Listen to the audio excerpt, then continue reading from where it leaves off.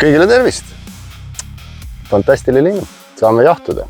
Aga jah, seekord jookseme ka. Diagonaalis oleme jooksnud, otse oleme jooksnud, täna jookseme külje suunas. Ülesehitus siis järgmine. Meil on 2 sihtmärki, nende vahe on 10 meetrit. Laskepositsioonid on nende ees 5 meetri pealt. Üks on ühe ees, teine on siis teise ees. Stardipositsioon on sihtmärkide keskel, samuti 5 meetri pealt. Ja kolmas laskepositsioon on kaugel 25 meetri peal, samuti sihtmärkide keskel. Algus, siis oleme 5 meetri peal 2 sihtmärgi vahel. Signaali peale, haarame relva, liigume emba-kumba kas vasakule või paremale. Sooritame 2 lasku sihtmärki, ühte sihtmärki ja 2 lasku teise sihtmärki. Seejärel liigume hästi kiiresti järgmise sihtmärgi juurde. 2 lasku sihtmärki ja 2 lasku teise sihtmärki.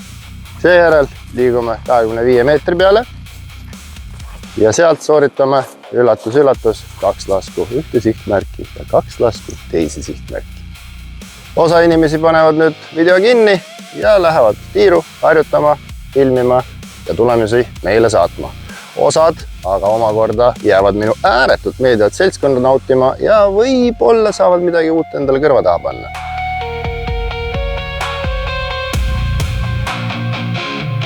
Miks me siin üldse tiirus jookseme ja ennast väsitame? Sest trenni tuleb teha, muidu muutume paksuks ja koledaks, mitte keegi meid ei armasta. See oli jälle see huumori osa, et ma endiselt üritan stand-upi. Aga tegelikult ma arvan, et enda keha kiire ja tõhus liigutamine, mis iganes ruumis võib üpris kasulik olla ja eriti kui me räägime relva kasutamisest, siis sekund või paar oma positsioonile kiiremini jõudmine võib üpriski eluliselt oluline olla. Nii et tehke trenni. Et ma arvan, et me ei hakka otsast peale rääkima liikumise alustamisest, sellest on juba küll ja veel räägitud, aga peatumisest võiks võib-olla paar sõna veel rääkida. Endiselt eesmärk on jõuda positsioonile ja olla võimeline kohe alustama laskmisega. Seega, kui me siit liigume positsioonile, meil on vajalik keerata puusad sihtmärgi suunas, et me saaks sooritada tõenäoliselt täpsemaid laske. Selle jaoks mõned kasutavad kontseptsiooni nagu pidurdamise ja peatumise jalg. Ehk kui me hakkame jõudma positsioonile, enne positsiooni me keerame varbad välja poole, mis omakorda toob puusad kaasa. Ehk see jalg võtab meil hoogu maha, pidurdamisjalg.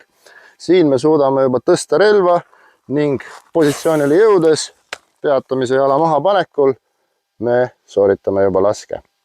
Laskepositsioonil olles siis tõenäoliselt jälle mõistlik olla laetud jalgadega, et muidu kui me sirgete jalgadega sooritame need lasud ära, siis me peame jälle hoogu võtma ja startima, et pigem oleme jälle laetud jalgadel, teeme 2 lasku sinna, 2 lasku sinna, jalad on valmis liikuma ja siit jälle stardime.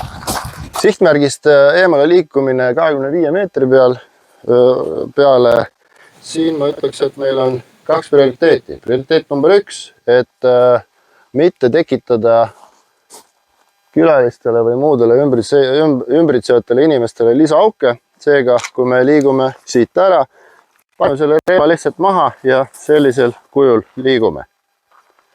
Prioriteet number 2 on võib-olla ümberkeeramisel mitte teha üleliigseid liigutusi. Et kui me siit laseme seda sihtmärki, laseme seda sihtmärki, et mingit kohmakaid liigutusi teha, vaid samamoodi jalad on laetud, lasin, jalg laetud, liigun ära nüüd. Aga aitab targutamisest kõik sportima.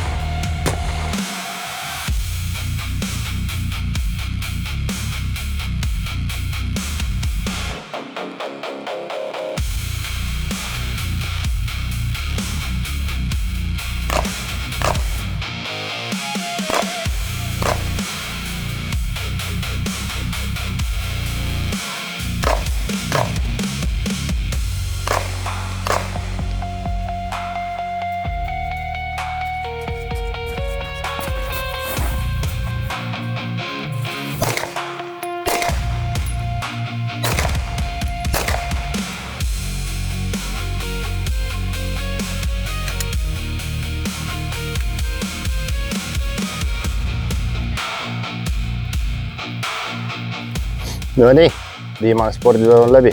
Nagu lubasin, rohkem jooksma ei pea, nii et katsun sellest lubadest kinni hoida. Teie poolt ma muidugi mingit kommentaare ega teateid pole saanud, nii et ma ei tea, teen ma siin hästi midagi või teen ma siin halvasti. Nii et elan õndsas teadmatuses. Või siis lihtsalt otsusta, et ma teen väga hästi. Jah, olgu. Endiselt, kui ikkagi siiski midagi on öelda, kirjutage, joonistage, tehke midagi, saatke kirjatõvisid.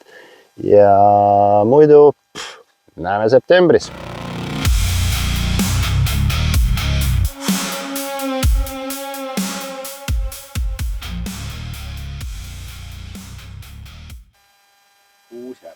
Ei ole, see on 7.